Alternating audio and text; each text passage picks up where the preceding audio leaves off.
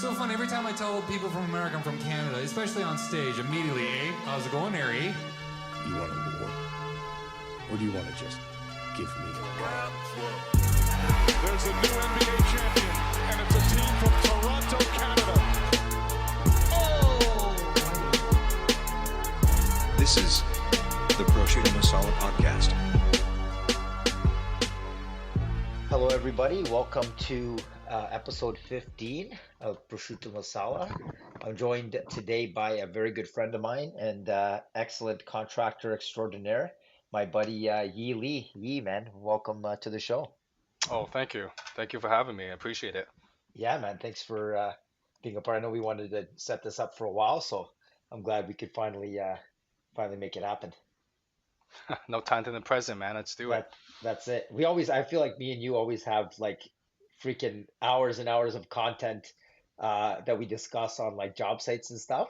And I feel like it's just like it was just natural to have want to jump on a call because I feel like there's so many good topics we talk about that we could just honestly we could just record stuff at our job site and have probably like 20 episodes, you know? Oh, you said it. I think that's we have so much content on the job that it's going to be interesting to see if we like choke now on the mic. Yeah, it's No, okay. but Like I all in said, all, man, the nice thing about this stuff is that we can delete out whatever I don't want. So it's kind of like yeah, it's yeah, once you get into it, it's kind of fun, right? So, for sure, but for sure. dude, I think you have a pretty interesting story because, like, I don't have very many Asian friends. I'll be honest, right? And I think it's really cool. When I first met you, I feel like you're the most Italian Asian dude I've ever met. I feel like you're a WAP. You were born like an Italian dude in another life. So, like, I guess tell a little bit about like your history, kind of like your journey, like I guess coming here from China, and a bit about like I guess like if you had any culture shock getting here. I think it's a pretty cool story. Yeah, awesome. Where do I begin? I mean, I've been here since I was like 9 years old, Okay. so well over 25 years. Uh, a WAP. I don't know if that's a compliment or the opposite, but I'll take it. Yeah, so I'll say it's a compliment in this context. for sure, for sure. That's probably due to the fact that I grew up in downtown Yeah, as soon as I got here. So, lots of WAP right near Little Italy there. Grew yeah, up with a lot of the Portuguese and Italians and the whites and the blacks, and as well as Asians, a lot of yeah. Asians too. So that's kind of my upbringing. I came from a very small village in China, right? So Okay. off the coast of a little town, take a little boat, about 2 hours, you reach a little island, no more than like 600 people, right? So that's kind of my upbringing. No running water, no electricity. Like you gotta shit in Crazy, a big fucking hole in the middle of the town. crazy, man. So well, it's interesting because we talk a lot about this. And Canada's such a immigration based economy and country Yeah. that I think a lot of people have this story. Uh-huh. But I think what's interesting is I do have huge culture shock, right? Which turned into culture clash, and I have a good perspective of kind of the Eastern and Western philosophies, Yeah. well well Did you meshed. find when you first came here you had culture shock, or kind of like over time, once you spent a few years here, you started to kind of really see there were some major differences? I wouldn't even say shock, because let's put it this way: when I first came here, it was my first time seeing like a white person. I was like, oh Oh, wow, interesting. holy Okay. hell! Do Yeah. people have like crazy light blonde hair? I couldn't fathom it. And then Yeah. when Yeah. I saw a black person, that was even more like shocking to me. That was kind of most of it, but I kind of never fell into I would call it like traps, for lack of a better term, of um, you know assimilating to one way of life or another. But I've kind of have had a really good mesh because I was very interested in the all walks of life, and we'll probably get into that in a little bit in conjunction after. But I think that's played a major role in the way I see things and the way I operate. Yeah. Yeah. Yeah. Yeah. Very cool. What do you know what made like because it was your parents that first came here, right? Or mainly your dad? Well, I had cousins and stuff that were here. Okay. That's kind of pretty spread out to U.S. and Canada, and at the time they kind of all escaped from that communist China, which was coming Oh, to an end as well. okay. Uh, but life was just really tough there. There was really no opportunity, and I know on the job sites we complain a lot these days about the condition of Canada and where it's going, but Yeah. there's still ample opportunity here, way more than back at home. Even today, someone like me could just come up and register a company and all of a sudden start operating, right? Yeah. So yeah, Uh-huh. my dad came here and then he immigrated me here when I was 9. And do you know why? Like, I'm always curious for me because like I'm kind of, I guess, considered second generation. I guess Okay, because my parents were born here, my grandparents immigrated over, so I guess yeah, I guess considered second. So for me, it's like I love Canada. There's trials and tribulations we face over here, but I think it's honestly one of the best countries in the world. Like yeah, we have problems, but it's safe, for man. sure. There's so much opportunity. Like for the most part, like if you have a different religion or you have a different sex or whatever, like people kind of leave you alone, right? Like there's a lot of parts of the world where you can't practice a certain religion or like be seen in public with like a person of the same sex kissing or holding hands, you get like stoned, right? So people complain a lot about Canada, and yeah, we have problems, but I still honestly would be here than a lot of other places in the world. For sure, absolutely, I agree, 100%.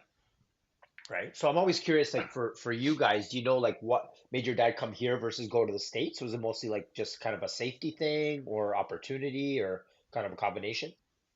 Well, I'll tell you like this. I think most Asians, especially the Chinese, they look at the West as like the American dream, right? So it's always US. And there's some people that come to Canada maybe as a secondary choice because they couldn't get to the States. But my dad chose Canada because he felt it was more culturally diverse and more easy to assimilate and get Okay. along here. Because I guess in the Asian community, right, especially the Chinese, there's this kind of connotation that there's more racism and harder to fit in the U.S. than Canada. So I think from what I remember from an early age, that was his main reason. Interesting. Now, why I'm curious, like why, like Toronto? Do you know why not? Like, because I know a lot of like there's a big Asian community in Vancouver, for example. Yeah, huge. I think Yeah, even a bigger one than here. yeah, Yeah, I think you're right. yeah, I think a way bigger one than here. So, do you know why he chose like Toronto versus going there?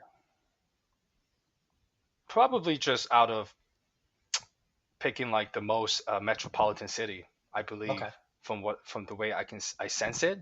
He kind of just chose like the main part of China. He wasn't gonna go into like a rural Calgary or Alberta type state, right? gotcha. So Interesting. And now with your dad, I think you told me like I think has such a super cool like career history. Like your dad, you he said he used to be a has a watchmaker.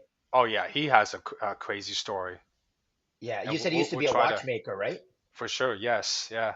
For just about 17 years in downtown Toronto.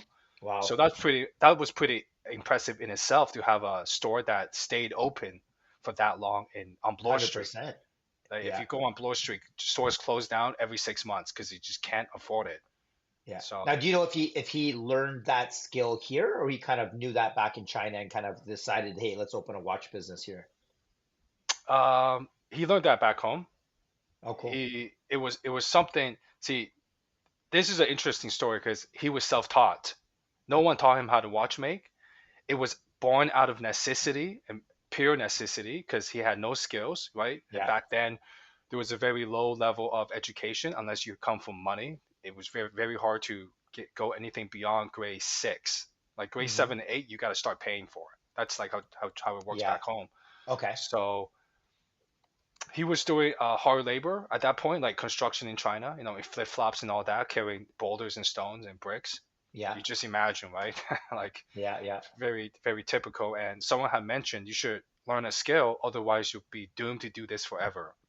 Which is kind of funny because it's what we do here now, Yeah. Yeah. although very different, right? Yeah. Is Yeah. what we do, hard labor. And he started just kind of watching videos. Well, back then there was no YouTube, right? So he kind of had like sample watches, and he would take them apart and put it back together. So that Wow. was kind of my first lesson at a very young age that you could literally self-teach anything if you have the will. If the will is strong enough, and this is one of my favorite quotes. Like, and I'm sure I've said this to you in the past. If the why is strong enough, you can bear anyhow, right? And 100%. and Yeah. sometimes it's born out of pain and necessity from like super poor and impoverished terms, right? And he just had a kid and he's got a wife, and it feels like the burden's on the man's shoulders, especially back in the days. 100%. I think we've talked about this too on like job sites where it's like, there's a lot I think of like our generation and like the next generation, like millennials and Gen Zs that, were promised all this stuff in school. They're promised, okay, you go to school, you're gonna have a career when you're done, and there's gonna be lots of opportunities. But, we graduated and we finished, we realized that's not the case. And yes, it's tough to kind of stand out, I think, if you want to work for somebody else. But we were talking before, dude, there is so many opportunities if you are just hungry enough to do things. That's why I have so much respect for like kind of like the boomer generation, like our parents and grandparents, where they came here. They didn't have YouTube to learn stuff. They didn't have online Sure. marketplaces where they could sell stuff. They just figured it out. And like I said, they didn't have online courses they could take or whatever. They just figured it out. And I feel like a lot of like our generation younger is kind of just like, oh, like, what can I do? But it's like we've talked about this for three. You can make $300 for a couple hours of window cleaning or gutter cleaning, or like there's so many niche industries out there that I think people now, especially with everybody becoming like, doctors or lawyers or getting into coding, that there's not people that can do these physical trades. And I know we kind of heard this like maybe like 5-10 years ago that trades were on the rise, but I still think it's like even more so now, man. Just people, I don't know, just don't want to. Seems like there's an opportunity for Yep, I agree. it, right? It's interesting. It's interesting. Now, question I had for you was, what do you think about now, like currently, since we're on the trades, like opportunities, like in the trades? Do you think it's growing? Do you think some trades are like shrinking with like the implementation now of like AI? It's always interesting to think like how that's gonna affect different, industries. I think our industry will get affected less so, but I'm curious to get like your input. Yeah, great question, and if I have to say, great topic, right? I think more people need to talk about this, and maybe allow me to form some context Yeah, first, yeah. right? So this is my perspective, obviously, right? And we'll space some facts, but I feel like a lot of people are just kind of spewing opinions. And so we're going to try to keep this as factual as possible. I'm Mhm. not the biggest company, right? I'm a sole operator, although sometimes I do big enough jobs, I hire out. Um, and the way I see it, right, which I'm very interested in, like the technological advancement, I don't Mhm. think it's going to take over construction. And if it does, not that easily, for sure. And I think most trades guys will agree with me, no? I think And so. Yeah. well, it's just so hard because our job is so nuanced, and you have to deal with the people and people's opinions and change due to their emotions, and how the moon rose Cancer into Capricorn, some bullshit, right? The feng shui. Yeah. And so there's this quote that I believe like the CEO of Nvidia said. He's like, AI is going to make more millionaires than the dot-com bubble. Yeah. And we're already seeing, I read recently that we're making over 100,000 millionaires every year from AI, which is Yeah. like it's an insane number. It's something like dozens in one day. But he also said, following that, the next millionaires are going to be electricians and plumbers, because if you just look at the kids these days, nobody wants to do trades. Yeah. You've hired kids, I have hired kids. They're disinterested, they're disengaged, they have no interest. It's monogamous to them, the way Yeah. they describe it. They don't like, they deem it as hard labor. Yeah. Where, I would love to talk about how hard labor translates into a very deep philosophical lesson, maybe in the next conversation coming up. But Yeah. I don't think you can replace these trades just that easily. You will need a very sentient robot. And even, today, I know Tesla has a pretty sentient robot that they're like kind of selling to homes. Like they have started. It's pretty insane. You should look this up. But Is just that from the my Optimus robot? yeah, I believe it's called that. It kind of Okay. looks like the iRobot robot, Yeah. surprisingly. Yeah. Yeah. Okay. They help to do like chores, right? Wash Yeah. dishes, do laundry. Yeah. Pretty Yeah. Yeah. insane. But this, Yeah. this is Nuts. how they get you is you buy the robot for whatever 20, 30K, and you got to pay a monthly fee. Of We're course. going into the subscription era, Of right? course. Yeah. Have you And ever seen that episode of, I don't know if you watch Black Mirror at all, but I yeah, uh I love yeah, watching Black Mirror because it's like I feel like a lot of it's like very realistic in a Oh, I lot in think a I know twisted which way. episode you're going to talk about. Yeah, but The go. subscription Yeah. model one with the where the girl, she got like, it was a brain tumor or whatever, and they, I forget it, I watched it a while ago, but essentially in order to have the um like the software keep working and helping her health, she had to pay a Yeah. monthly subscription, right? Yeah, I remember that. I think there was like a limit that she Yeah. could travel outside of that Yeah. radius that she lived in. So if you want to go beyond 5 kilometers, you got to pay a higher subscription fee. It's Dude, like, it's getting to, you know what's funny? Since we're on the discussion of subscriptions, did you notice that, like, I find subscriptions is really just a thing of kind of like the last decade. Like growing up, it's like, you know, it was never like, I get it, there wasn't Netflix and there wasn't all this stuff. But like, for example, like if you wanted heated seats in your car, you just bought it as an upgrade with the car, and that's it. You know, like Mercedes, and I'm pretty sure it's BMW now. If you buy a new Mercedes BMW, if you want your heated seats, you got to pay like $8 a month to have your heated seats activated. is that actually true? Is that factual? You can look it up. It's, I That's know it's, I fucked forget up. the exact brand. It's either Mercedes or BMW. I'm That's like that's 99% right. that's the Right? stupidest thing. It's getting too much, you know? It's like, how I much are think we gonna, yeah, that's the new world order. Own nothing and be happy. It's too like much, man. that's like the World Economic Forum. That's all that Yeah. bullshit of Yeah.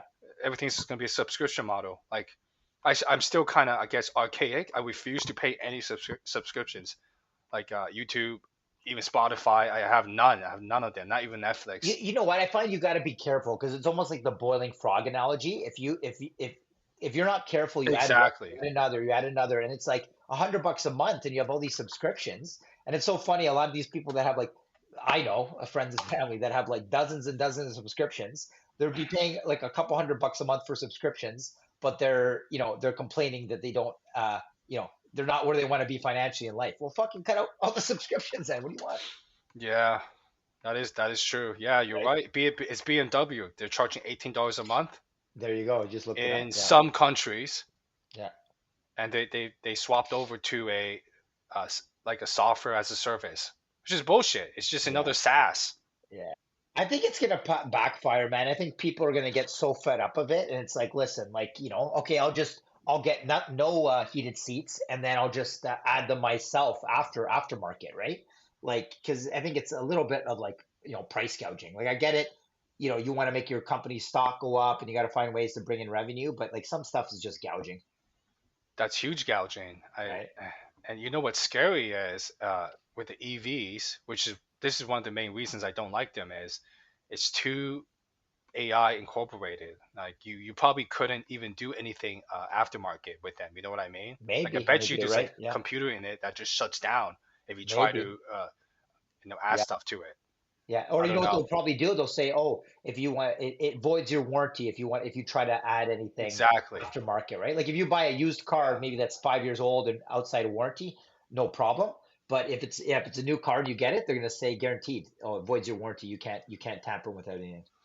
Yeah. So, kind of going back and wrapping up the point on construction, I just Yeah, don't see all this implementation taking place like on the job site. Like we're gonna start a job next month in a customer's home. Like how do you can't physically implement an AI into that. There is no automation. Maybe on the email side of what we do, maybe on writing up a quote, but yeah, there's really not much you can do on site, is what I mean. yeah, I think you're right. I think it's going to help in some ways. And I was reading an article a long time ago that basically said that one of the slowest industries to adapt technology is actually home renovations and building, because it's a lot of like old guard, old boys club. They're used to doing things on like faxes and their old methods of doing things. They don't adapt technology as much. So I do think it's going to help for certain things like quote generation, maybe customer For follow sure, up, all that kind of stuff. But the day where like we're starting a reno next week where you got to go in, and is a robot going to be able to go in there and problem solve how they got to, move the dishwasher, where they got to run the for electrical. Like sure. I think that's a very far way away, if at all that even happens, right? Yeah, that's one of the reasons why I love what we do, Rob, is because of that human aspect. Like to deal with a person in front of you, there's so much emotionality there. Yeah. A robot's not going to be able to determine a customer's like pissed off, and then it'll just be set. That's why I Hmm. say it has to be so sentient, right? But I think that's a long ways away, and by the time it reaches that, we're probably in some kind of crazy revolution like in the movies. Yeah, I think you're right. I think it's a ways away there. But honestly, for me, I think like especially now, like mark my words, with AI and all this like everything being automated, I think you're gonna have a lot of people that still, really appreciate working with regular people. Even like our industry aside, say even like for example, like I was talking to a buddy a while ago who's when we actually went to Fan Expo, he's a comic book artist, right? And he does lettering and he draws for comic books. And he was worried about like, oh, how that's going to change now with all this AI being able to generate art and all that stuff. And I think it's very similar to like almost like what's an analogy I can use? Um, like AI music versus real music. You're always going to have people that appreciate the real artist and the real people and the emotion and the history behind the artist. Like it's the reason why it's like the Mona Lisa, like AI can generate the Mona Lisa, like exactly. But why is like just a random JPEG of the Mona Lisa not worth anything versus the actual Mona Lisa is like worth millions of dollars, right? I think you're never gonna lose that, and there's gonna be something that still holds value to actual physical like humans actually making and designing and creating things.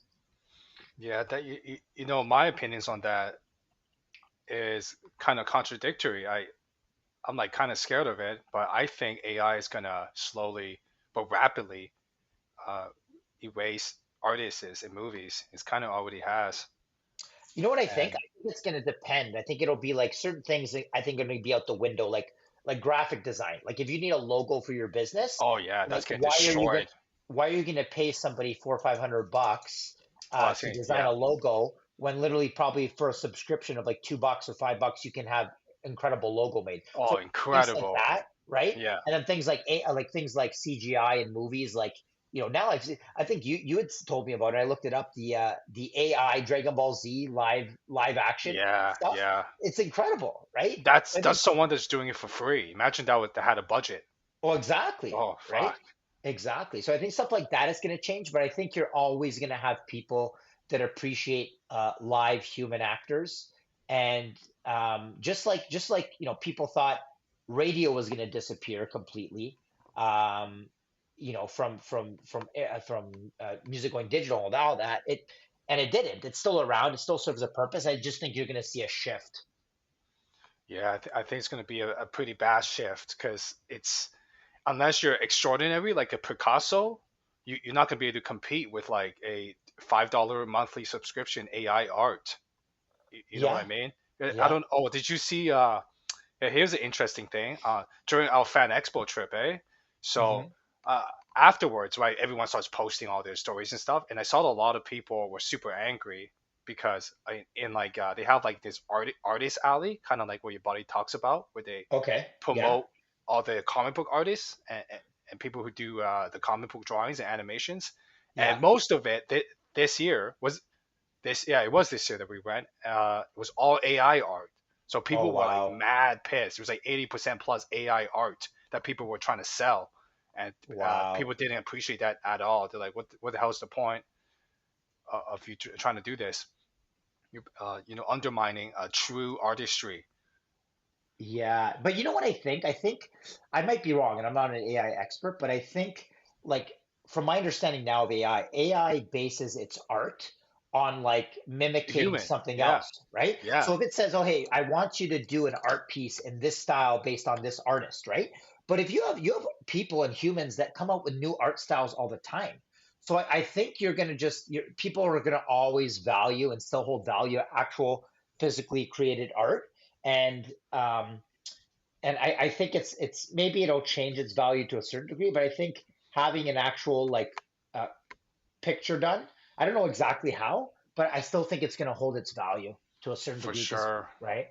Yeah, for sure. Similar to music, music is the same thing too. Like some of these AI songs, dude, are incredible.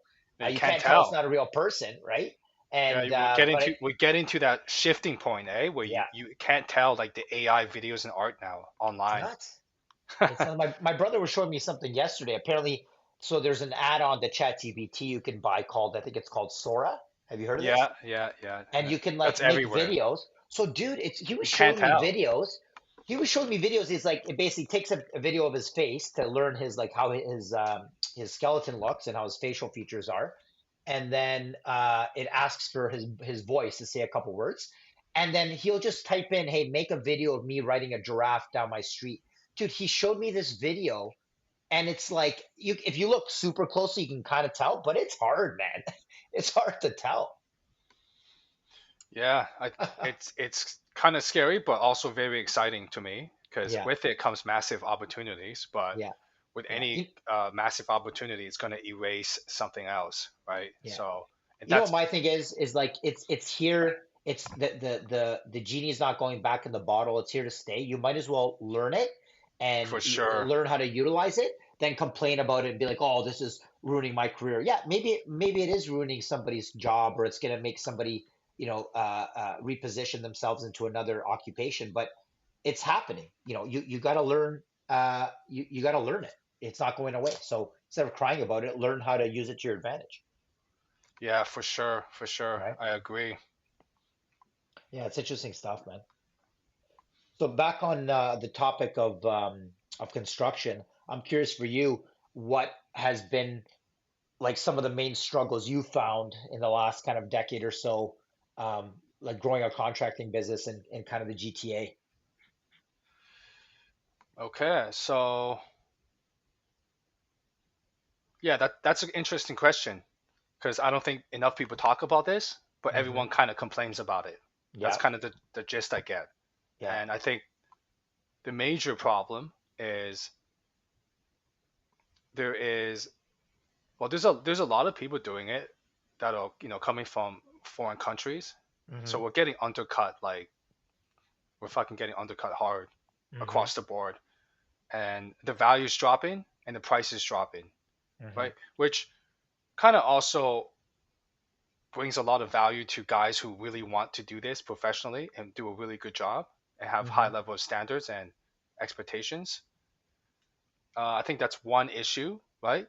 Hmm. So we've talked about this, I think, extensively all the Yeah, time. It's how do you grow and scale construction business, right? yeah, And I have always said to you, it's a race to the bottom if you want to play the cheap game just to yeah. get jobs, just to get money and food on the table, which a lot of people are hungry these days, right? And that Hmm. gets into like the mass immigration problem, which is a separate topic. Maybe we'll talk about later. Hmm. And and another issue is I think a lot of people suck at what they do. There's no way to sugarcoat this. I think there's just a lack of true artisans and true craftsmanship. It's gone Hmm. down the drain, and we're in this like hyper competitive housing market where people are just flipping houses like fucking pancakes. Yeah. So people are just doing like really cheap work, good enough, slap it together, sell it, try to make 50, 100K on a flip. Hmm. That quality's gone out the window. Now you're still able to find really good clients, especially ones that I find are in their forever home. They Hmm. want to do good work. They're gonna be looking at that shitty drywall patch all their fucking life. They'd rather pay you a couple $100 more to do a good job. Hmm. So I think that's one of my struggles is especially when you're starting out, you have to compete, right? You are doing the lower end stuff because it's reputation building, it's you know testimonials, referral building. Hmm. And no matter what you do in entrepreneurship, you start from the bottom, right? It's kind of a no-brainer. Hmm. So that's been a huge struggle, and my overcome for that has always been be exceptional at what you do beyond anyone and everyone, and then be a great person, be a likable person. I think that was my biggest overcome. And that even on cheaper jobs, that allow me to charge a tiny bit more, nothing significant, but it allowed me to compete a little bit better.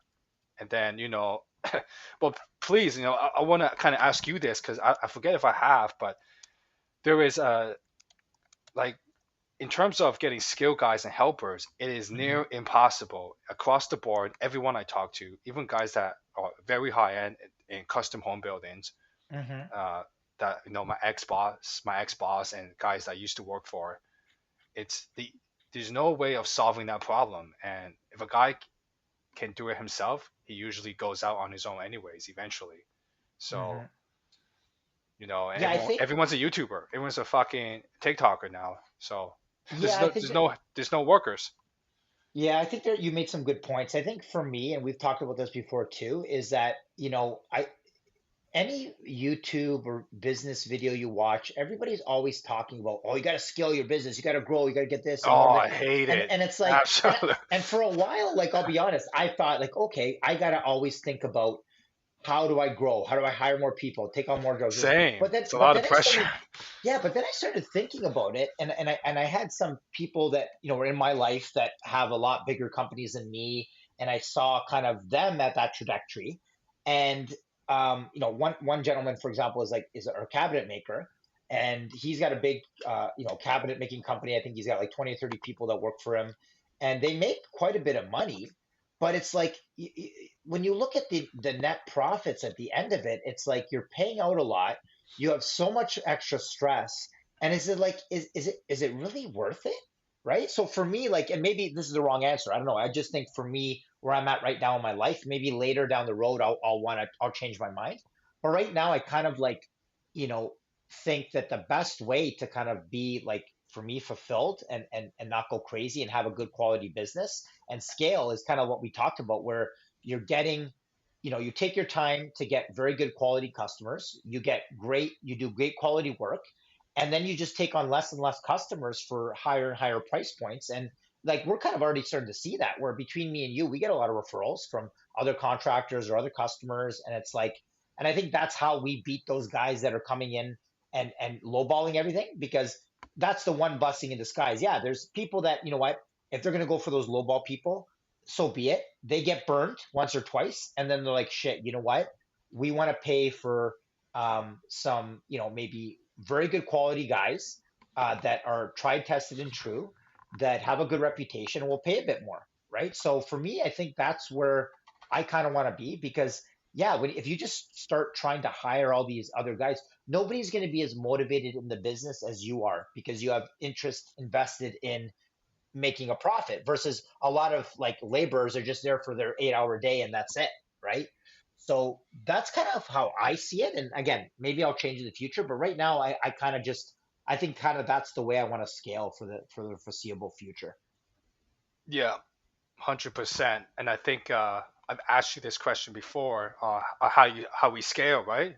Very interesting conversation. And just kind of from my experience, I've seen and known guys with multi-million dollar revenues, maybe not multi, like $1 to $2 million revenues a year, and they still only have one, maybe two employees.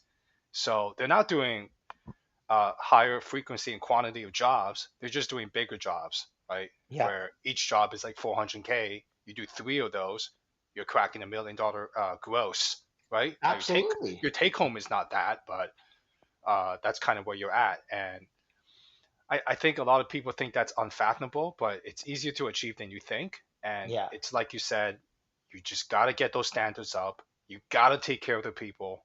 So that brings me to my question, and I know you're kind of a marketing expert, and it'll be interesting to hear your take on it. What do you think really sells people and to get those higher quotes? Is it really just like, oh, I'm really good at what I do, I have high standards, and a custom home builder, right? Because it's very hard to communicate that through pictures, like, oh, I do really high end work. I guess if you have some nice photos, or do you think you need to sell people more on like a negotiation aspect, like Chris Voss, Yeah, you know what? the ultimate sales guy, like, Yeah, I think that's a good question. I think it's very layered answer. I think it's a yeah, bunch of things. So I think for me, the way I did it, and I don't know everything, but the way it yeah, seems to kind of be working for me, because I seem to be getting better and better quality customers, and then also yeah, my close rate goes up. Like I used to sell one out of every 10 jobs. Now it's like probably 50% close rate, right? Which for me, it's a great thing when you're people see the value of what you do. So for me, the way I Yeah. started is just by online reputation. Now, the nice thing, it's kind of a double-edged sword, but the nice thing about online reputation is that if you want to look up somebody, you can find out very quickly if they do shitty quality work, right? And if they don't have like an online reputation or whatever, it's not the end all be all. But for me, a lot of times, what's helped me win jobs is the fact that I've taken the last like 7, 8 years now to be very diligent on getting customers to give me Google reviews. I try to take as lots of good quality pictures. You network with other tradespeople that you trust and do good quality work. They refer you business and you refer business to them. And then existing customers that you do a good job for. And over the course of like 7, 8, 9 years, it doesn't happen overnight. Like there starts to be a bit of a buzz around like like what you do, and word spreads pretty quickly. Like I haven't advertised, dude, in a long time, probably at Oh, least five nice. years right? Oh, nice. Most of it's either leads coming from the fact that I have a strong quality Google reputation. So people type in, and that a lot of times with the SEO, it helps big.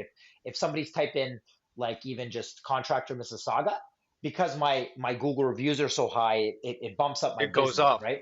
It Ah, helps, right? So that's one thing. But even also, say somebody doesn't find me in organic Google search. If I'm quoting sometimes against another contractor that say is the same price, but they don't have a website, they don't have, say, Google reviews. They don't have referrals from other customers. Who do you think is going to win the job, right?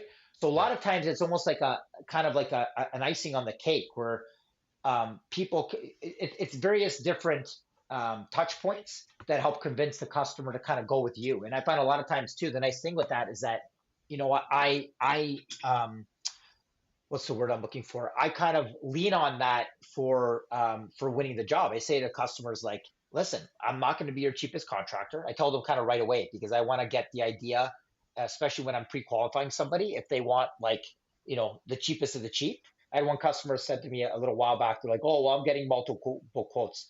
And I told them right on the phone call before I even went to visit. I said, well, I'm going to probably be one of the more expensive ones. And they were like shocked, like, what do you mean?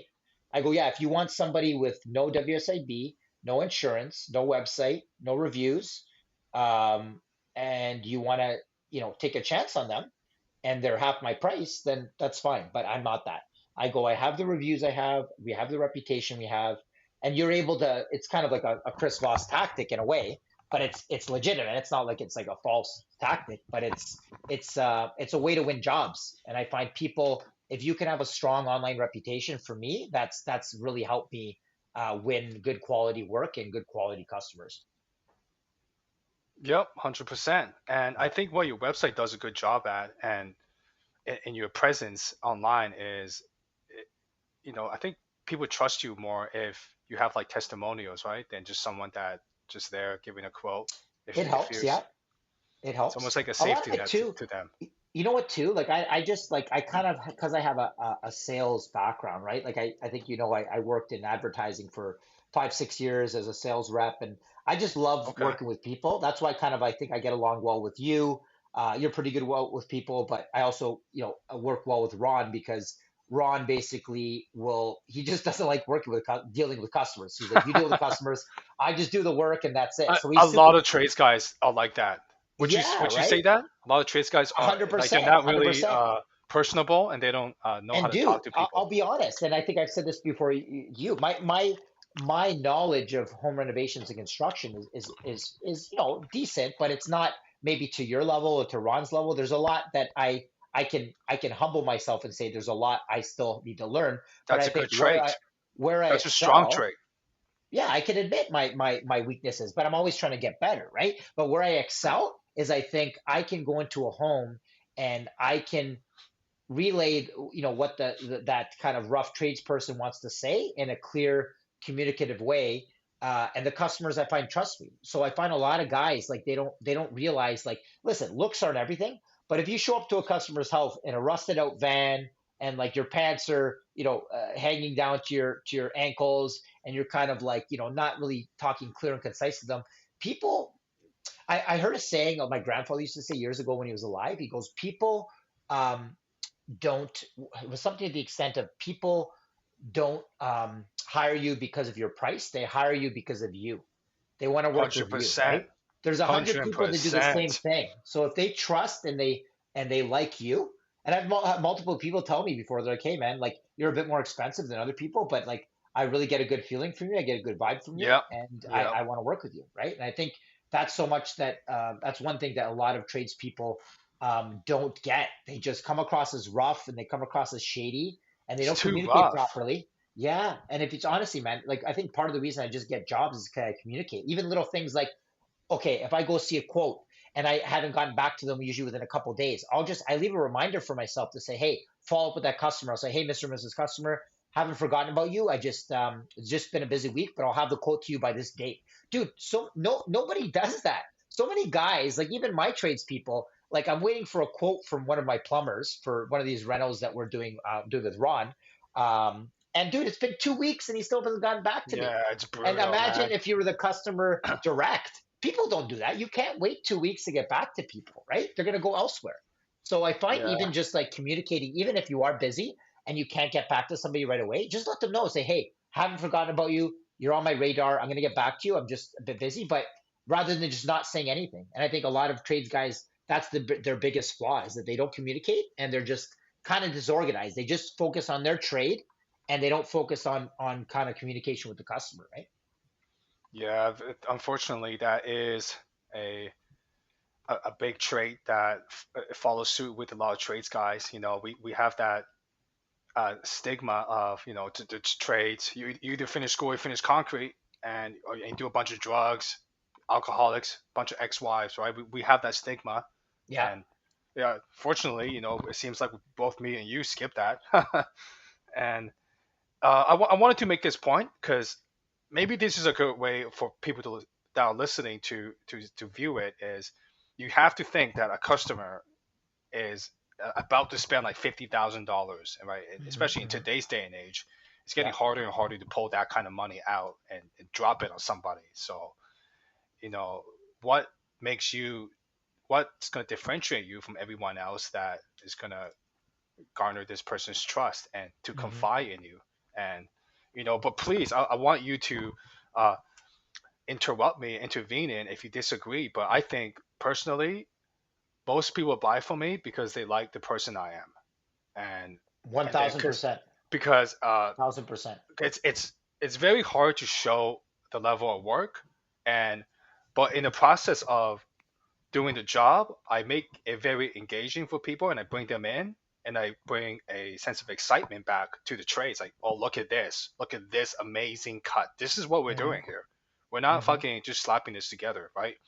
And I think most of my sales are through likability. And I One, know there's a one, lot to learn in terms of selling, like just hardcore sales, right? I'm not really like that, but I can get better at that, and I feel like I should too. It's not a skill that you won't use. But but yeah, you know so what? yeah, I think some guys get too salesy. Like I don't like some of these yeah, I tactics don't for like it. like I used to work. I don't want to say the name of the company, but I used to work for about 6 months. I don't know if I told you the story, but I got headhunted by it was a local gutter and eaves trough company. And it was a company. What they did is they made um, gutter guards essentially for your gutter. That when when it rained or when leaves caught in your gutter, the idea was smart. It was basically that the leaves get trapped on top and your gutter stays clean.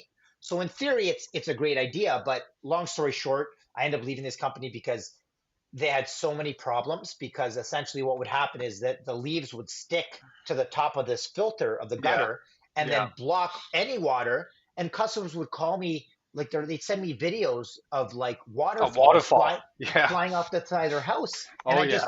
dude, I'm not even joking. I'd get 3 to 4 calls a day with people saying, this is not working. I want my money back. And it gets to a point where like, I don't want, I hated going into work and I felt like I was just selling a product that wasn't working.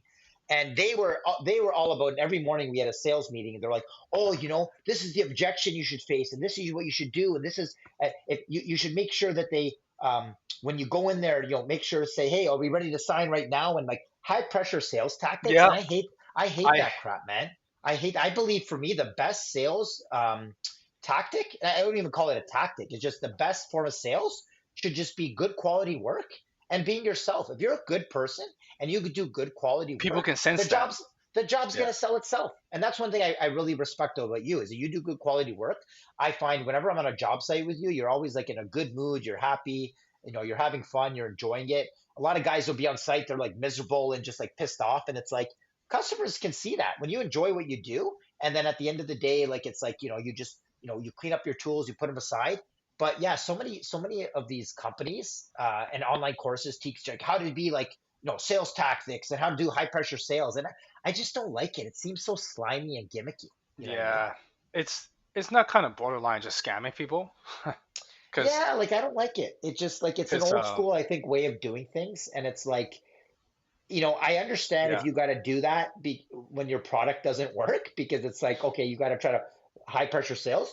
But if your product works, it's something in the sales process. It's so funny. I find it's almost like dating in the sense of like when you're dating, right? And you go on a date with somebody and they're like super into you and they're almost like too desperate and they're like, okay, when am I going to see you again? And like, like when are you going to call me? It's like, it's a turn off, right? When somebody's like too forward versus when like you go on a date and somebody's like nonchalant, like, hey, you know what? If we see each other again, great. Like, doesn't matter. And I find it similar in sales where I find early on when I was like kind of like more desperate to get a job, I would push more customers away. And now, like when I'm kind of like I go quit a job, and I think customers see that I'm kind of like, hey, like if you want to work with me, great. If not, that's okay. It pulls them in more, and they want to work with you even more because it's like if you're not desperate for the work, it's like okay, this guy must be good if he's not desperate, right? yeah, it's like a reverse psychology kind of thing almost. Yeah, yeah, and I think Yeah. it's just like it shows like it's funny, like similar to back to like when we were talking the other day about the site assessment fee. I think it's one, it serves two purposes. One, to make sure people are actually serious and not just tire kicking, to get you charging somebody to come out and give you a professional's opinion.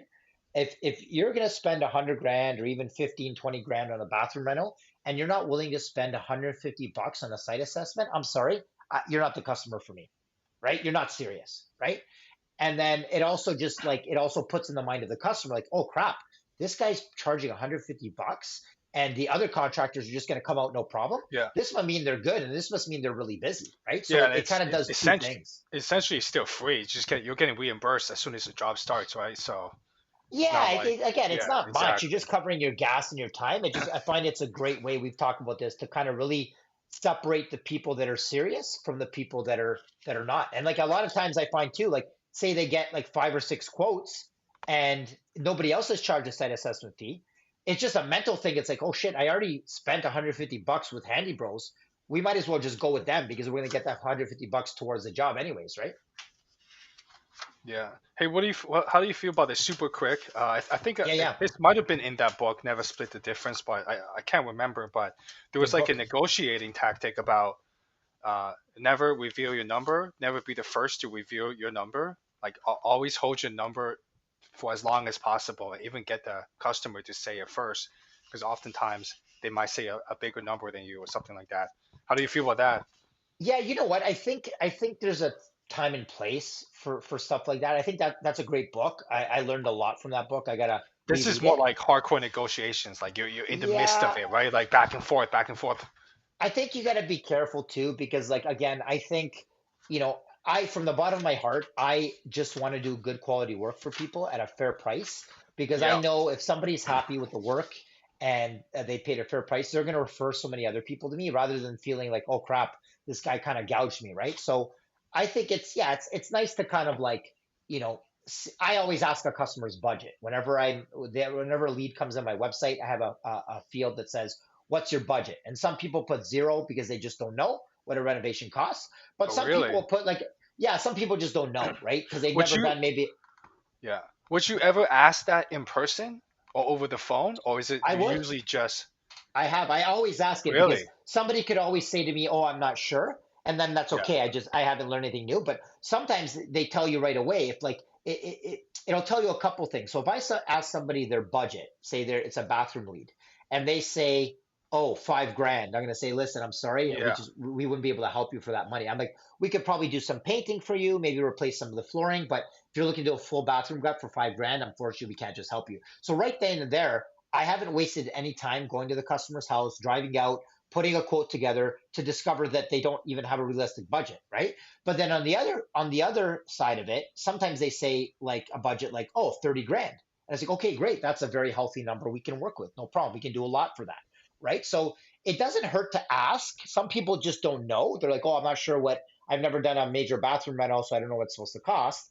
Um, but I think it does help to get that number. Some people feel like when they tell you, you're gonna like go straight to that number, but it gives you a sense of whether the customer is serious or not, and whether or not they have money for your services, right?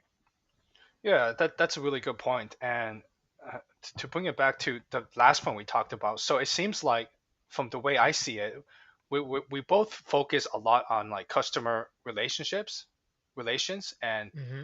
getting them to be on our side, right? Because if you can stand on somebody's side, uh, there's something that I watched on a podcast recently in the past. I forget if it was a podcast or an article, but if you stand in front of somebody, it's you against them, right? But if you stand beside them, and this is something I actually do when I go see a job, it's Hmm. I would literally stand side by side with the client, and I would like whatever point at something, show them something, right? But it's like psychologically now you're on the same side, Makes and I, sense. I Yeah. do I do implement little strategies like that, but I think my biggest selling point is uh, customer relations, making people feel good, getting people excited, exuberant. Oh yeah, we're gonna do this job. Oh, this is gonna be a fantastic experience. Oh, just wait until we start. The Yeah. fun hasn't started yet, right? And I think the trades is missing a big part of the human aspect where guys are Yeah. just too autonomous. Even their intonations is like monotone and they just talk Yeah. like Yeah. this. Yeah. And you have to come in and you have to kind of show your personality, show your integrity. And I find people can sense that you're really good at doing the job if you don't need to talk about the job the whole time. Because I remember when Hmm. I was younger, in my young 20s, I was more insecure, not as confident. And I'll be Hmm. the whole entire time would just be, oh yeah, this drywall, we're going to do this and screw it together and put the screws this far apart. It's like people don't give a fucking damn about Sometimes that. it's too much. Yeah, you don't It's want too to you want to much. do too much, right? Yeah, I almost I heard the analogy one time of almost like when you're trying to like a customer's almost like a little squirrel, right? In the forest. And if you want to get the squirrel to come eat out of your hand Oh, it's the and get hardest the thing. food, I've yeah, tried this in real life. you don't want to you don't throw a huge bag of bread at the squirrel. You're going to scare them away. And it's almost like with the customer, you don't throw so much information at them. You give them a little Yeah. bit of bite-sized information, a little bit of bite, like the squirrel. You give them a little piece of bread, he comes closer, a little piece of bread comes Yeah, closer, and then yeah, they yeah. trust you. Because some guys try to sell it too much, Yeah, and man, too much. right? Like for me, I have a sixth sense for that. Like even when people, I always sometimes when I get telemarketing calls, like I kind of some it depends on my mood. Sometimes I'll just say, hey, not interested, hang up, or sometimes I won't answer. But sometimes if I'm in the mood, I'm like, you know what? I want to talk to them because I want to see if there's Oh, that's if I cool. can Yeah. learn, if I can learn something, right? Or like their sales strategy. So sometimes like you ever get this where they call, like, oh hi sir, we're so and so from this printing company, and we can do this for you and this, And and just I pretend to be a difficult customer. See their overcomes. yeah, that's one thing. That's But great. even before I say two things and they found out about my needs as a customer, they just start throwing like sentences at me and they don't even let me speak. And I'm sure you've heard this before, is a good salesperson should talk 20% of the time and listen 80% of the time. 100% But so underrated. That is right? so underrated. So many people, especially telemarketers, they call you, and it happens all the time to me. I'll get calls and they're like, "Oh, hi, sir, we're from this accounting firm, and we can do this for you, and we can do that for you, and do this for you." And it's like, dude, I haven't even said two words, and I picked up the phone, Yeah. and they've been talking for 5 minutes, and for me, it's too much. It's like you're overselling. Don't Yeah. oversell. Talk, It- listen, ask questions. And I that's how you find out what the customer ends up kind of convincing themselves, right? For sure. I think we're in a day and age where most people know that script, right? Yeah. And it's a script of like, hey, what's your name? And then I don't know if you get this. I get this a lot.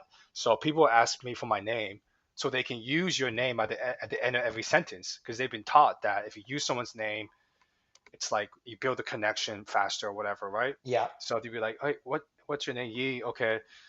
Hey, so what do you think about this, Yi? We have this window on sale, Yi, and it gets really redundant, repetitive, and I get really annoyed. And half the time, they forget your name and they'll say like Gee or something, and I'm like, Yeah, okay, yeah, yeah, I can't take you seriously now because you're not even yeah, respecting my for name. You, sure, you for fucking sure. idiot.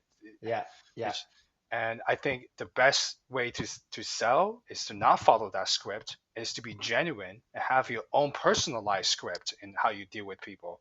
yeah. My brother Yeah. has a really good tactic that I've learned, and I don't even like even call that tactic. It's genuine. He actually does this because my brother as well. He's genuinely just wants to do a good job for people, and I think it's kind of amazing how like sometimes all these sales courses and all these sales gurus talk about like selling the job, but it's so funny sometimes when you tell a customer, hey, you know what? I don't know if I can help you. I don't know if I'm going to be the right fit for you. Like maybe you should go over here. When you almost turn them down, or like you said, sometimes you give money back, they trust you so much more because like, oh, this guy's not just trying to gouge me. He actually cares about doing a good quality job. And there's been some customers of mine where I tell them, hey, you know what? Listen, I don't think this is not really my specialty, and I don't think I'm going to be able to do a good job for you. I'm happy to recommend you to other people that might be able to help, but I don't think I'm going to be able to help in this situation.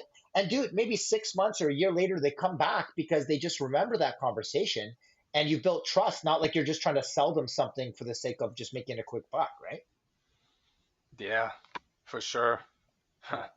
It's interesting, man. But I think, yeah, with all this sales stuff, like I took years and years of different sales courses. I think there's just something to be said and so powerful about just having obviously good character because you have good character and you get referrals from people that you've worked with before.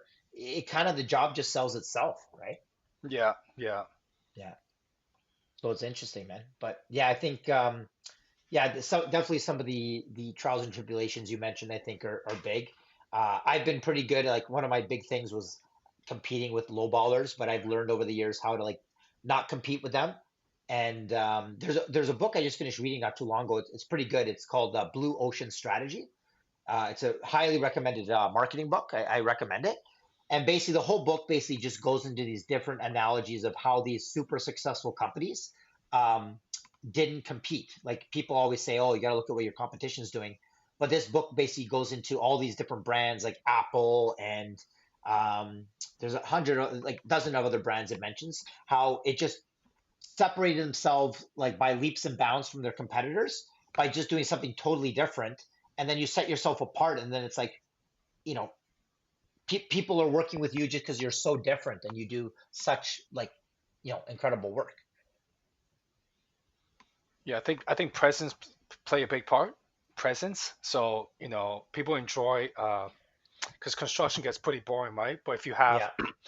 kind of personality that can super see that, people really enjoy the experience more. So when I'm there, we usually play out these themes, and I don't recommend doing this too much, especially if you don't know what the boundaries are. But you can make little jokes, right? And I like to cause like a climatical moment and say, "Oh no, it was all under control. It's all part of the show," right? And it Yeah.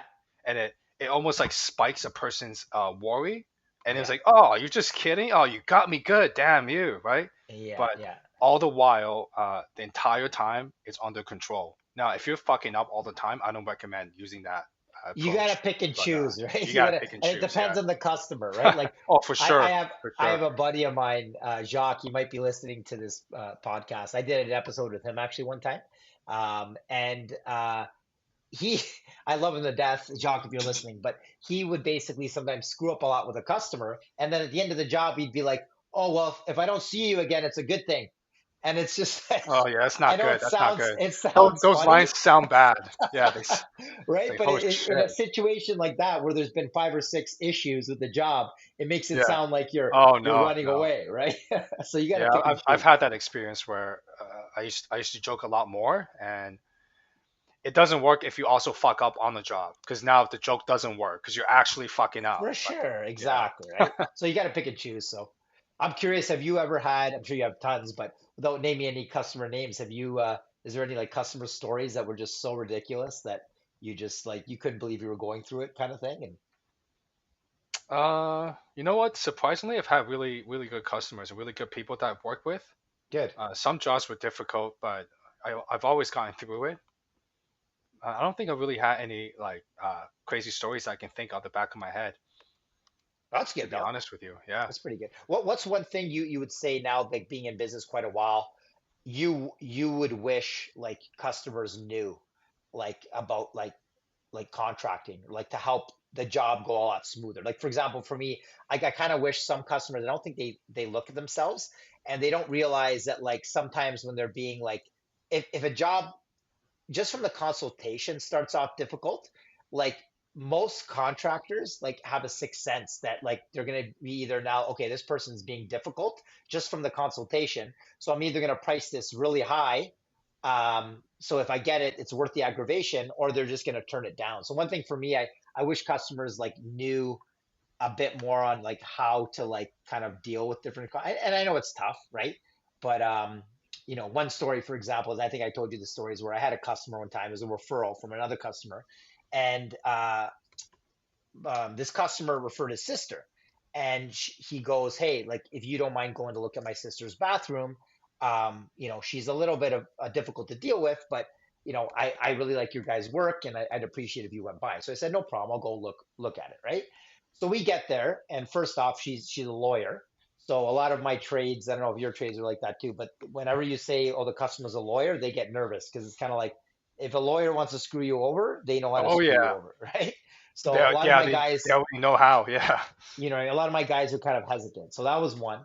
So I went to go look at with Ron, and dude, the whole time we were there, it was like half-hour appointment. Was it The, intense? the customer was just like basically not letting us say a word. She was just like already got a very hostile. I don't know if she had been like screwed She over knew before. she or he knew exactly what they wanted, right? Like this that this Which is go. fine. I don't mind if you know exactly what you wanted, but you got to learn how to communicate that in a way that's not aggressive, right? She was coming across like, "Oh, okay, I watch Mike Holmes, I read all the design magazines, Yeah, I be already careful know with what lawyers. you have to do here, I know what you have to do there. You're not going to pull the wool over my eyes and this." And if you're already coming across hostile, how do you expect it to end, right? So, anyways, I gave her the quote. Long story short, and she ended up like just like gasping at the price. She's like, "Oh my God, this is so expensive. How can you justify this?" And I said to the customer, I said, "Listen, I I mentioned from day one, I'm not the cheapest contractor out there. We have WSIB, we have insurance, we have portfolio samples. Like I've won a couple awards in GTA for being like one of the top rated contractors in Mississauga. So all that counts for something. If you want to find some Jimmy off of Kijiji that like Johnny does tiles 69 at hotmail.com is his email address, and he's got no portfolio samples or no, go for it, right? So anyways, long story short, she goes, "Oh, you need to explain this quote to me." And I said, "I'm happy to explain it to you, but at the end of the conversation, if like we spend an hour on the phone together, me breaking it down, um, if it's still out of budget, like we're kind of just wasting each other's time, right?" Like, and my quotes too, like I don't know if you've seen my quotes before. They're detailed, dude. They're like 3, 4 pages of what we're doing, what we're not doing. So it's pretty clear, right? It's not like two sentences, bathroom renovation, $30,000, right? We try to break down everything, right? So she goes to me, she goes, "Oh, you're not going to explain it to me because I'm a woman and you think I'm not going to understand." And dude, right then and there, I'm like, you know what? I this customer's not for me, right? My gut was just telling me like that if it's starting off difficult, it's going to end difficult before even any money is exchanged. So that's one thing I would encourage customers is just like, you know, level with your contractor a little bit, feel each other out. But if you start off difficult, you're most likely going to get a very high price because most contractors don't want to work with difficult people, or you're just going to get people saying, "Hey, I'm not interested," right? And 6 months later, I talked to her brother, and I'm like, "Hey, how did it go with your sister? Did anybody do that job?" He's like, "Nobody wants to take on that job." Oh my, not surprised. All right, I, but you got I to trust your gut. Yeah, I find there's a commonality with all lawyers. I've done like one lawyer in the past, and this job that I'm quoting out, this patio door job in a custom home, he's also a lawyer, and I find they're all kind of similar in a certain way. Like they all know what they want exactly, and Yeah, usually they're not cheap. Like usually yeah, yeah, lawyers jobs are really expensive. They pick like the highest finishings, like every yeah. fucking lawyer ever quoted and done work for. But yeah, I think gotta just get ready. You start understanding what clients, who's who, and how clients are. Uh, like a lawyer is going to be different than school teacher client, right? Yeah. But And I don't mind those customers that are like very, I won't even say picky, that know what they want, as long as they're not difficult. Like for me, if a customer is willing to pay a certain price and they just know what they want, that's no yeah, problem. It's the problem that's is when somebody's kind of like difficult or watching your every move, and so I don't mind working with customers that know what they want. Like Ross, the customer we did there with the bathroom, right? Like that was a would you say Ross was difficult? no, Pe- I was going to say he was a great customer, right? He was kind of, but Yeah, yeah. He it wasn't a cheap renovation. He paid a fair price, and but it yeah. was great. He didn't cause any issues. It was a pleasure to work with, and those are the customers you want, right? Well, I think there's different ways to deal with different people, and there's no way to find out until you do it. So you have to Hmm. just do it. And my approach is if people are going to be that difficult and they speak a lot, you have to be really stern and put your foot down and almost talk a tiny bit slower to kind of command a little bit more respect. Because you're not Hmm. going to walk all over me here, right? I've been doing this for my whole life. Yeah, some You customers you got kind to of take charge a bit more. you got to take more charge. Yeah.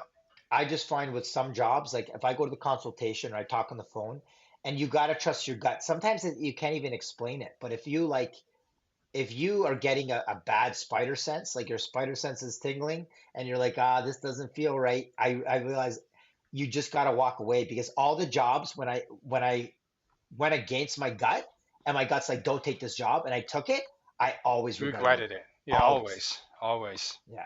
And I find you develop that gut too over time. The longer you do something, you know, we're such creatures of adaptability. But can I ask you a question?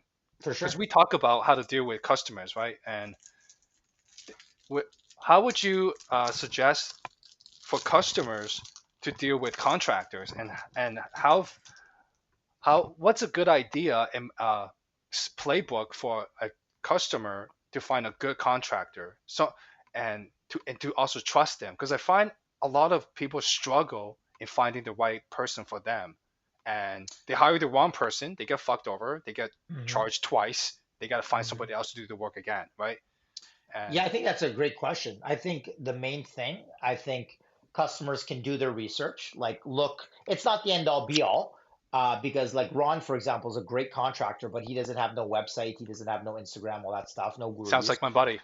Yeah, but he's A amazing, lot right? of people, right? But Yeah. that's why we work so well together, because it's like, he's not a marketing guy. He just likes to do the work and that's it.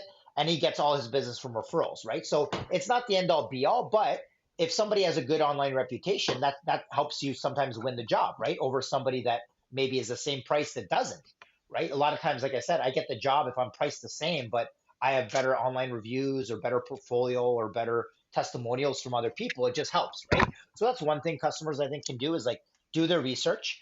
Ideally, you want to talk to referrals, whether it's somebody that work with them, or even if you ask the contractor, hey, can I talk to two or three of your referrals? And if they say no, I don't want to do that, then that's kind of a red flag, Red right? flag. Any Yeah. any contractor, like you got to play the game. I was having this conversation with my brother the other day, and he's like, "Oh, if somebody asked me for referrals and portfolio samples, he's like, I just would not take it." I'm like, dude, I love you, but I think that's the wrong way to think about it, because you got to understand there's people out there with money that are willing to spend on a good quality contractor. They just been burned before, and they just want to make sure they don't get burned. That's all. So sometimes you got to jump through a few hoops. And for me personally, I don't mind at all, because if a customer sees that, like within reason, right? Like if the customer asks me for referrals, some testimonials, um, whatever, I already have that stuff online, so I just send them a link with my website, my Google reviews, my testimonials, so it's already all there. They don't even have to ask for it, which helps build the trust, right? So it's not the end all be all if they don't have those things. It's just, it's nice to have a referral, and it's nice if customers find a contractor with good quality reviews. It helps. And then the other thing is just, I'd say once you actually meet the contractor, like for customers to trust their gut too. Like there's something when you meet Hundred somebody, percent. right? If you meet somebody, even when say we're working with a new trade we haven't worked with before, and we show up on site and he's kind of just late, or he's smoking a joint, or he freaking just like, I don't know, you get a vibe from somebody, right? And I think customers got to get a vibe from their contractor too. It's not the end all be all, because some people are just like really good at sales, but they're slimy. But you put all these things together to create a picture. If they have good reviews, they have a good online reputation, they have good referrals from other customers, you meet them in person, they seem professional. That's usually like a pretty good telltale sign that that's maybe a contractor that you want to work with, right? Yep, I 100% agree. That was going to be my point too, in terms of uh, for the side of things, is just to kind of trust your gut. You can tell a lot by how a person shakes your hand and looks at you in your eyes, and how they For carry sure, themselves and how they for dress, sure. and just you can kind of almost sense, like, humans have this ESP of genuinity. You can see it in a person. They can't Yeah. hide it, like the way they speak, or they like toppling over their words, stepping on their own toes, kind of thing. I find you can genuinely have a really good idea of who someone is, right? Yeah, yeah. I And believe I don't know if you listen at all to Andrew Huberman.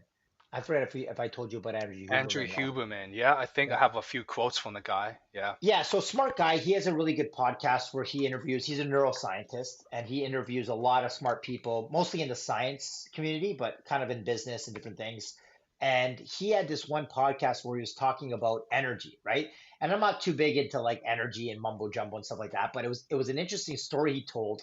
And I think there's something to do with like what we're saying about energy and the vibe that people give off, right? And you gotta kind of sometimes your gut's just telling you something and you don't know why, but you got to trust it. He was going into a story about basically how in university there was this guy on campus that like everybody liked, and he was super popular, and he was like, you know, varsity athlete, and just he had everything on paper look good. But Andrew Huberman talks about the fact that he's like, I don't know what it was. He's like, whenever I was around this guy, I just got the heebie-jeebies, and my gut told me that this guy's just a bad dude, and he did nothing wrong to me, and I couldn't explain it, but I got this vibe, and he goes, it came out that like 7 years later that this guy was like committing all these crimes, and like he had murdered somebody, and like he was just a bad dude.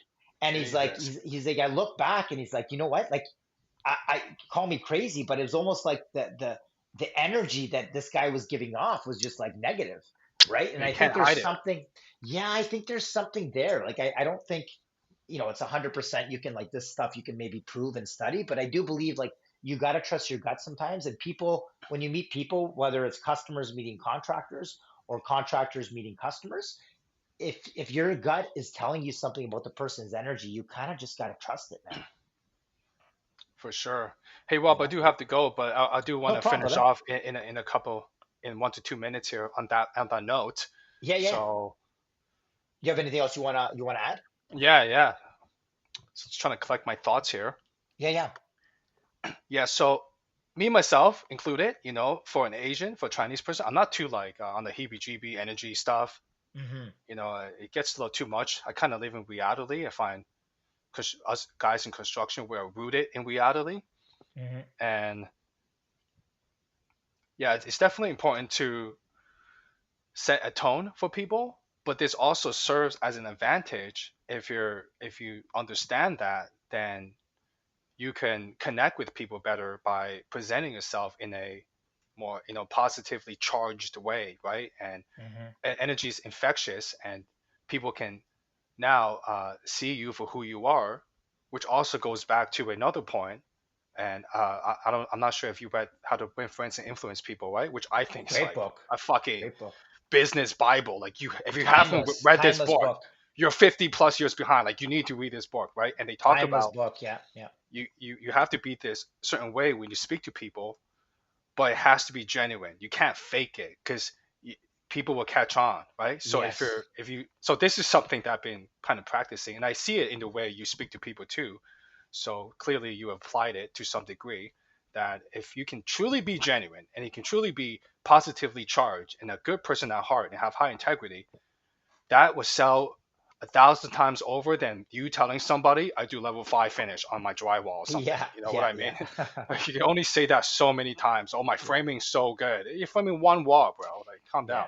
All the sales tactics in the world, man, I think can't make up for just being genuine. And if you're You genuinely a good can't. person, I think you're gonna Yeah. sell a lot more jobs than if you're trying to like, just use all these sales tactics to sell Yeah, something it's that too like tacticky. It's too for sure. gimmicky. So Yeah. So I think I mentioned to you in a text I went to see that patio door job in like this high modern custom home in Hmm. downtown, right? So he's like, this guy fucking laughs at money. And like, this is a $3.7 million home. Like he doesn't give a Hmm. fuck about this door being fucking 5-10K. So I'm like, Hmm. okay, well, and you know what? Just as another example, on my way there, right, I'm kind of nervous, right? And I've been in expensive homes before, but this is my first time being in a home like this on my own, Hmm. Hmm. as the GC. So I'm kind of nervous driving there, parking up. I'm trying to amp myself up, and I go in there and I'm like, you know what? Just do what you do best, Yi. Like having this conversation with myself in my head. Just sell yourself. Just do what you Hmm. do best. So I went in there, and the guy is a bankruptcy lawyer, to kind of put into context, right? And Okay. he's a relatively successful one at that. If he's building a freaking multi-million-dollar house like that, Hmm. and I'm telling you, 85% of the entire time, I spent about an hour and 20 minutes there. 80% of the time, we were just talking shit. We were just fucking. He It's was the showing best, me man. his house. The work, yeah, it's a fucking patio door, some molds, some patches, fix it up, do some plaster work, do the trim, do the hardwood floor. Hmm. That's easy. I'm like, yeah, this is a small job. This is well within our abilities, right? So the entire time he's like showing me his fucking collection, showing me what he did. Oh yeah, they put this fucking I beam here, and then I can have a corner window. He's got these like corner windows in his modern home where Nice. there's like in the corner of the wall, Hmm. it's a window, like fully. Oh, So well. he's like super excited, and I also showed excitement along with him, right? But it can't Hmm. be fake. I'm like, oh, look at this tower. I'm like, and I said to him straight up, we could do something way crazier than this, and I brought it back. No, no, not right now, because this is something I find that also works really well. Like I pitch to people, get them excited. Oh, I could do something way crazier and custom than like Hmm. this tile work was pretty mediocre, right? Hmm. And he knew that. He even mentioned, yeah, I think they were rushing it. But I'm like, no, no, no, don't do it right now. Get back to the living. You just finished this house in 2018. Yeah, live in it for a couple years, and I'll come back and do it, right? It's almost Hmm. like a setup, Yeah. right? It's like doing They were Aikido. selling you at the end of the day. You were like shooting the Yeah, shit yeah. with I them, don't and I don't you're need to selling. fucking sell Yeah, anything, yeah, right? yeah, But yeah. yeah, we're like talking about concrete for fucking 25 minutes. It's like, holy Hmm. fuck. Hmm. You should see this place. His entire main floor is polished, smooth concrete floors. So it's like, it's very industrial commercial, the way he's got it set up on the main floor. And he's got hydronics heated floors under the concrete. I'm like, you bastard. That's I cool. like you. I like you, That's right? cool. Yeah, yeah, yeah. And yeah, we just kind of connected. And I have a good feeling that he wants me to do it, right? He's just like, yeah, whatever the price is, whatever the price is. I was like, Yeah. I'm The like, nice all thing right. about that, man, is like It's customers like just that, you do one project for them, you build their trust, you do a good for job, and they're sure. like customer for life, Yeah. right? Yeah, And it shows some of your personality, right? And it's like, yeah. well, you know what? I think they did a good job at your house, Patrick. Except for the drywall guy, he kind of butchered it. This drywall's Hmm. pretty fucking atrocious. And Hmm. Hmm. I just talk to him like that, as if I would talk to you, Yeah, like a yeah, yeah, normal human being, yeah, yeah. right? And you can't be intimidated. And all of a sudden, it becomes like too much of a business transaction than a human interaction, which No, is you what I know what I always realized? try to Like, focus on. I was the same too. Like I think early on I used to get intimidated when I went to these super ultra rich houses, but then I Yeah, realized after it's a few things with experience. Once you get like a bunch of wealthy clients under your belt, you don't get intimidated anymore. the And I people. realized everybody, It's yeah, they're just yeah, people. And you know what? Like everybody is an expert in one field. He's an expert maybe in law, but you're an expert in drywall and finishing, and he's coming to you. And it's like that's where I find I get my confidence. Where like, okay, we're experts in home renovations and the customers coming to us and it's like it kind of it's funny like when you think of it like that, like the almost the nerves leave you because like you know what, no, I'm the expert, he's called me because he wants my opinion, right? So there's nothing to be nervous about, especially when it's like you have tons of good customers. It's kind of like you walk in there yeah, almost like with a little bit of like not attitude but almost like if I get this job great, if I don't get it no big deal, right? And people sense that when you're not desperate for work, people can sense yeah. that and they want to work with you even more. And yeah, I want to finish off on this one last point. And I think I'll be honest with you. I think this is the best way to sell. I think you've mentioned in the past like push marketing, Hmm. where I don't know if this is a terminology. I'm not a marketing guy, but I call it like pull marketing. You want Yeah, to pull push and people in. pull. Yeah. Yeah, you want to like Hmm. pull people in.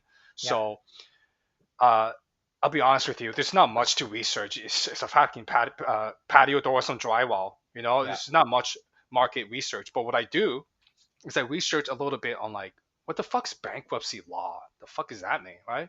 Chapter 7, Chapter 11, and you just have a few little snippets, notes in your head that you can kind of just say.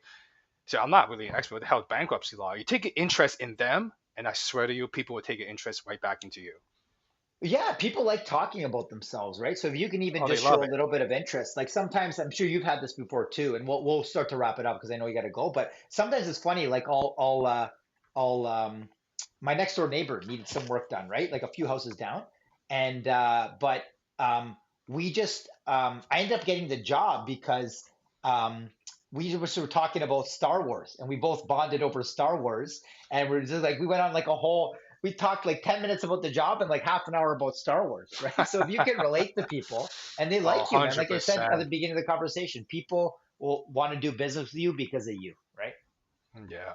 Yeah. So, dude, Well, man, we should continue this some other time because I great got some like conversation. Star Wars stories and stuff on how I related with people and made some good networks because of stuff like that. It's just super funny, right? And I think you're one of 100%. them. Fucking over Dragon Ball Z for fuck's Yeah. sakes. I'm Yeah. like, oh I fuck, know. this is me. I have to like this guy now. Yeah. I feel like there's a special like bonding experience when you meet another dude that like Yeah, knows Dragon Ball Z and not just kind of watching here and there, but actually knows like all the for sagas, all sure, the man. characters and stuff. But we'll Because definitely it's more than just like a nerdy thing. It's more of a philosophy thing. It's like, oh, oh he yeah, for he sure. thinks the same way as me. He Yeah, understands I have to keep training. You know, he 100%, man. understands certain aspects of Yeah. belief and values. Yeah, Yeah, we'll get into this like in amazing, another on amazing. another episode, but I feel like Dragon Ball Z probably taught us so much about just life and Yeah, about yeah, character and about discipline, right? I think it's a great for show and sure. a lot of stuff does that. Yeah, yeah. Well, I think So we gotta hop on and do some of the more controversial stuff that will get us canceled next time. You know, we start 100%, we start absolutely, talking man. about the modern movements White that are. privilege and Oh you yeah, know, all that, all that. And yeah. to say something in conjunction to the next one. I think I have Chinese privilege. We If you're. we got to go into that. Oh We got yeah, to yeah. What next do you think episode. that That's how means? we're gonna start. We're gonna As start soon on the what. the day I came to Canada, I have Chinese privilege. I have Canadian privilege. You know what I mean? The day I left my country of communist China, I came here. Yeah, I yeah, have gained privilege. I've had the same privilege of registering my number, my business number, and starting a business, just the same as you. yeah. And I can have it up and running the next week. So I have Chinese privilege. Does that mean I have Chinese privilege? No, it's all bullshit. But yeah, we got to talk about it more though. I'd be Yeah, excited to do that. that's a deep Yeah, conversation. We'll definitely I'm get ready into to it get next time. canceled, bro. I'm ready to get canceled. Me too, I'm man. telling you. It's okay. Fuck. I have very few friends as it is, so it doesn't matter if I Me lose a too. few more. So, but dude, man, thanks again for Amazing. making time to come on and chat. It was a lot of fun, and we'll definitely do this again soon. Awesome. Thank you, sir. Well, All right, I'll, brother. I'll let you go. You have a good night. We'll chat soon. Yeah, we'll chat soon. Thank you, Okay, sir. ciao. Bye. Thank you guys so much for tuning in. Really appreciate it. Please check out some of our other videos. Some interesting conversations with some interesting people. And until we see you or hear you again soon. Thanks, guys.